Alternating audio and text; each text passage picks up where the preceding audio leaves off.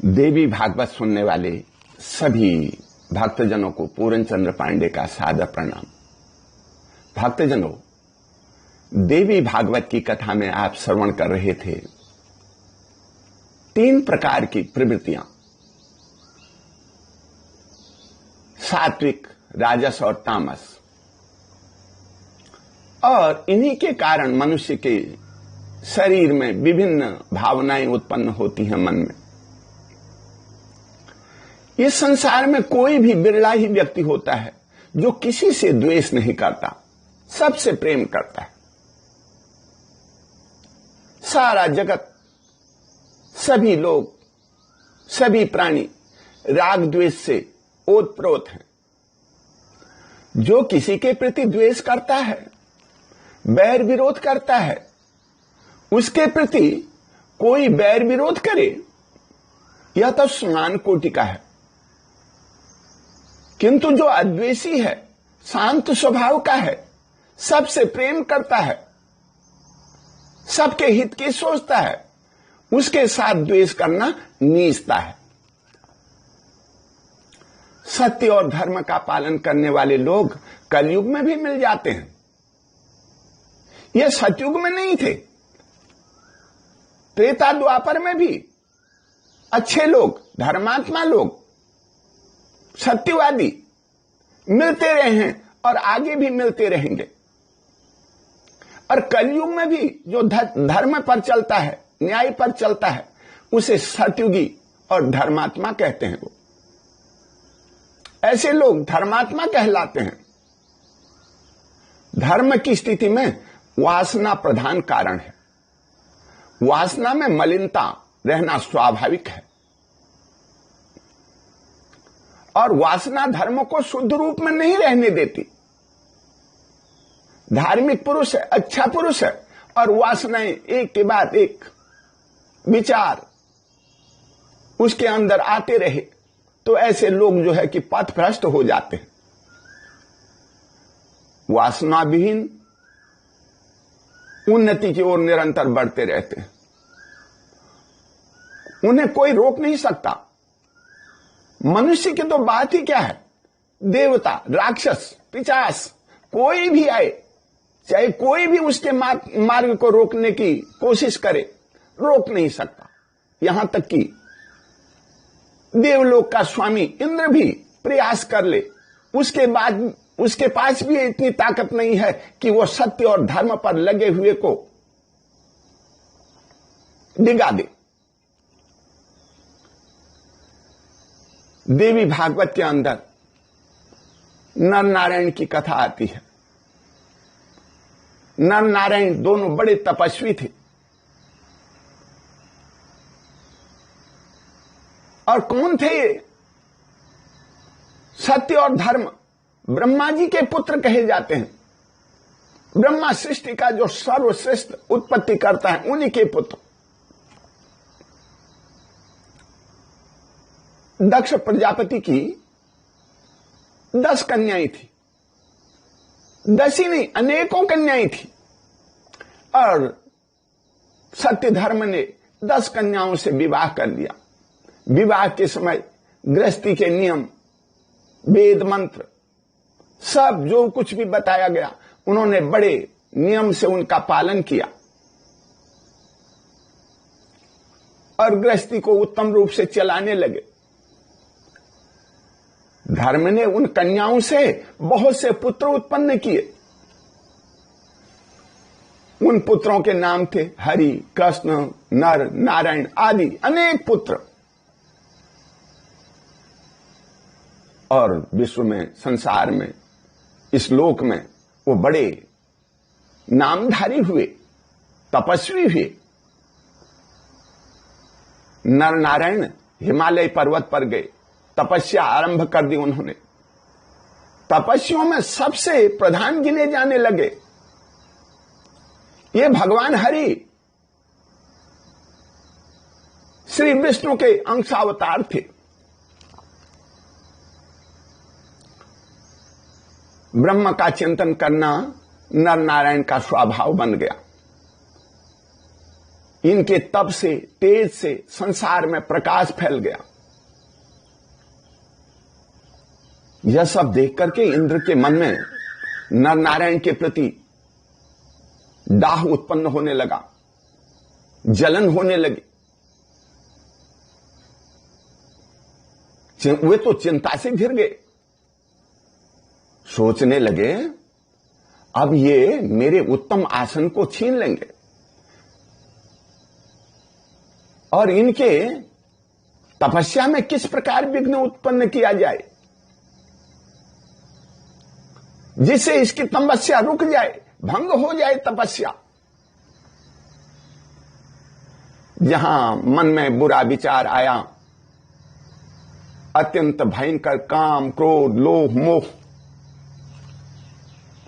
मन में उत्पन्न हो जाते हैं, ये तुरंत ऐरावत पर सवार हुए और तप में विघ्न डालने के लिए गंधमादन पर्वत पर पहुंच गए, जहां नर नारायण खूब तपस्या कर रहे थे, बैठे थे। देखा तप के प्रभाव से नर नारायण का शरीर इस प्रकार चमक रहा है, चारों तरफ प्रकाश ही प्रकाश, मानो सूर्य साक्षात यहीं से उगाए हैं। इतने तेजस्वी, पता नहीं यह क्या कर डालेंगे, ऐसा इंद्र ने विचार किया।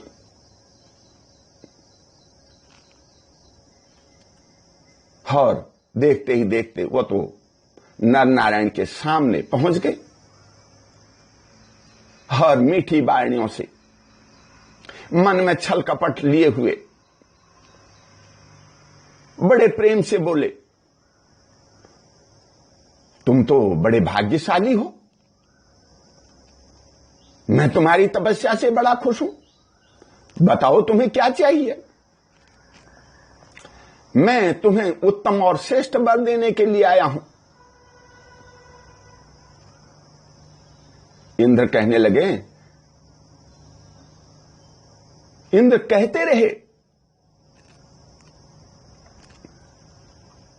लेकिन नर नारायण के मन में तो कोई हलचल उत्पन्न हुई नहीं, कोई लोभ जागृत हुआ ही नहीं कि वो वर मांग लें। तपस्या में बैठे हैं। तब इंद्र ने मोहनी माया फैलाई, बहुत से भेड़िए, शेर, बाघ, जंगली जानवर, बहुत सारे डरावने उत्पन्न हो गए। उन सब ने नर नारायण को भयभीत करने की चेष्टा की। जब नर नारायण विचलित नहीं हुए तो आंधी, तूफान, वर्षा, आग चारों तरफ ऐसे अद्भुत दृश्य उत्पन्न कर दिए। नर नारायण फिर भी नहीं डरे। वो आदि शक्ति भगवती जगदीश्वरी के ध्यान में मग्न थे। बाहर क्या कुछ हो रहा है उन्हें कुछ पता नहीं, इंद्र क्या कर रहा है उन्हें कुछ पता नहीं। उन परा प्रकृति देवी का रूप बड़ा ही विलक्षण है।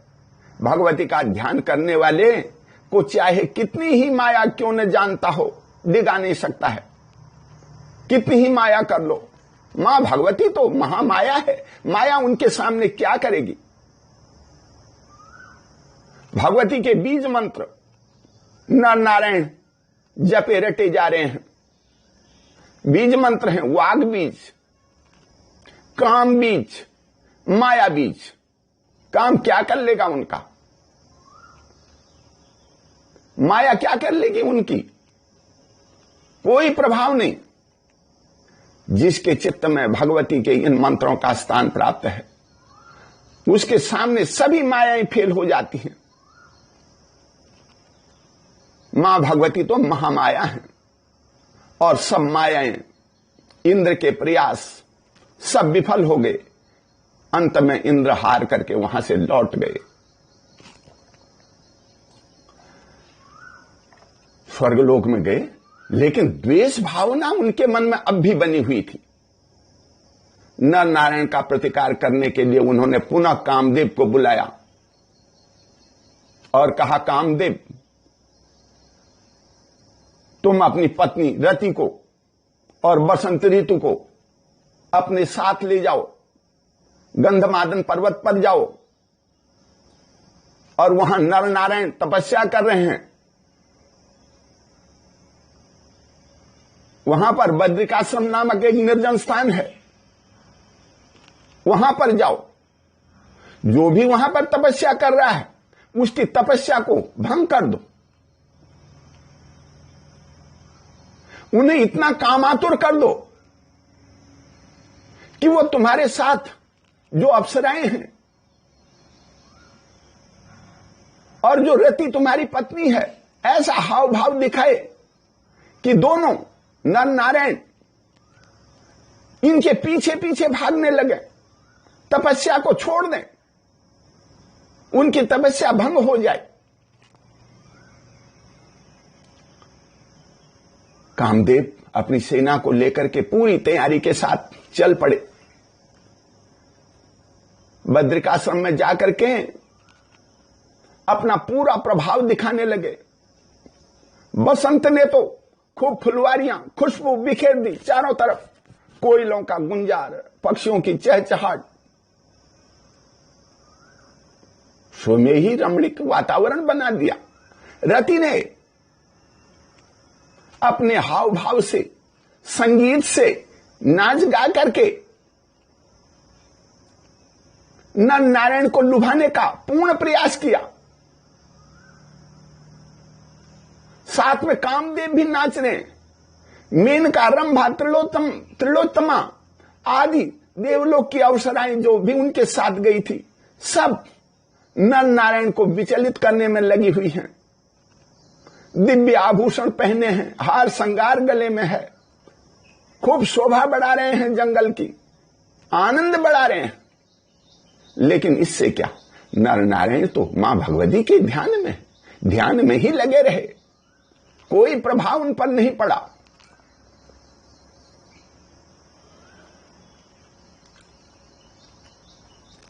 नर नारायण ने इन देवियों को, कामदेव को, रति को जब देखा वहां पर, ये तो सब स्वर्ग लोक से आए हुए हैं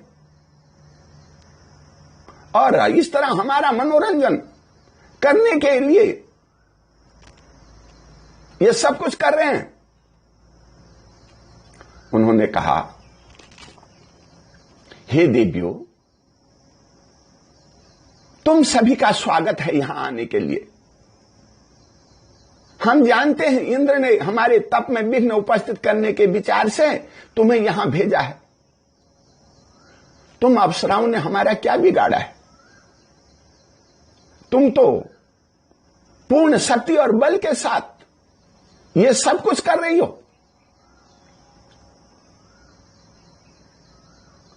ऐसा कहते ही नर नारायण ने अपना हाथ जंघा पर पटका और तुरंत ही एक सर्वांग सुंदरी स्त्री को पैदा कर दिया।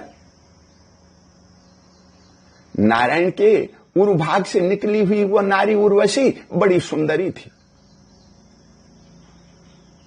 देखते ही देखते कई अन्य अप्सराओं को भी उत्पन्न कर दिया।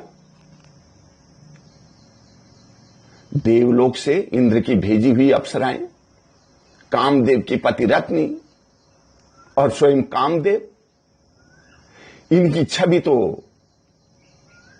नर नारायण की जंघा से उत्पन्न सुंदरियों के सामने फीकी पड़ गई।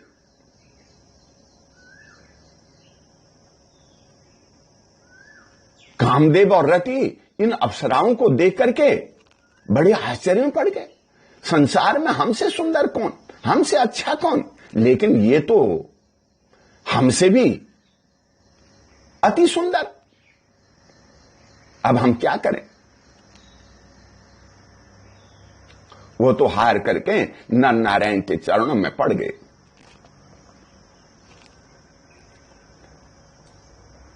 अप्सराएं कहने लगी, आप दोनों बड़े धर्मात्मा हैं, तपस्वी हैं। आपके प्रभाव से इतनी सुंदर स्त्रियां उत्पन्न हो जाती हैं।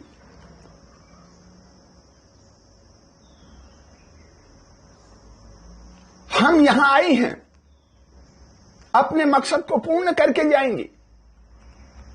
हम सब आपकी पत्नियां बनना चाहती हैं, हमारे साथ विवाह कर लो। उनकी बात सुन करके नर नारायण ने कहा, हे देवियों, हे कामदेव जी, हमने 1000 वर्ष तक यहां पर रह करके तपस्या की है। हमारी इंद्रियां हमारे वश में है, फिर हम तप को कैसे नष्ट कर सकते हैं?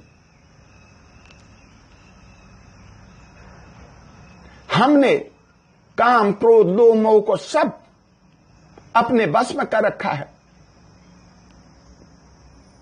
हम अपने तप को नष्ट नहीं कर सकते हैं। तुम जाओ और उर्वशी सहित जितनी भी ये कन्याएं, ये देवियां, ये सुंदरियां यहां पर मेरे द्वारा उत्पन्न की गई हैं, इनको भी अपने साथ ले जाओ। इंद्र को इनकी जरूरत पड़ेगी।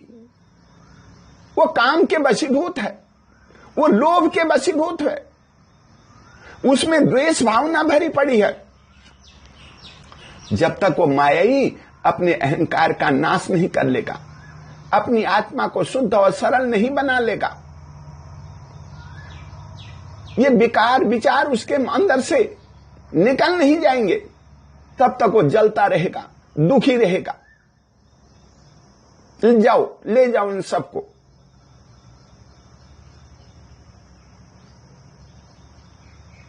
नर नारायण की बात सुन करके कामदेव की सेना तो बड़ी स्तंभित हो गई और बेबस हो गई। जाने को क्या करें? जब कामदेव की सेना विदा हो गई तो नर नारायण आदि शक्ति महामाया भगवती के ध्यान में फिर मग्न हो गए। उनके ऊपर मां भगवती की बड़ी कृपा हो रही थी, और जो भी मां भगवती की सेवा करता है, महामाया शक्ति की उपासना करता है, उसका ध्यान करता है, उसका इस संसार में कोई कुछ नहीं बिगाड़ सकता। मां भगवती की कृपा बनी रहे, सब धर्म के पथ पर चलें, किसी से कोई द्वेष ना करे। इसी भावना से नर नारायण बद्रिकाश्रम में पुनः तपस्या करने लग गए, और उन्हीं की तपस्या का प्रभाव है कि संसार के सभी प्राणी आज धर्म पर, न्याय पर और सत्य को धारण करने के लिए प्रेरित होते हैं। और आप सब भी न्याय के मार्ग में चलें, यही सबके लिए कल्याणकारक है। ओम शांति। बोल जगती हाँ ज्योता वाली माता तेरी सदा ही जय। सांची दरबार की जय।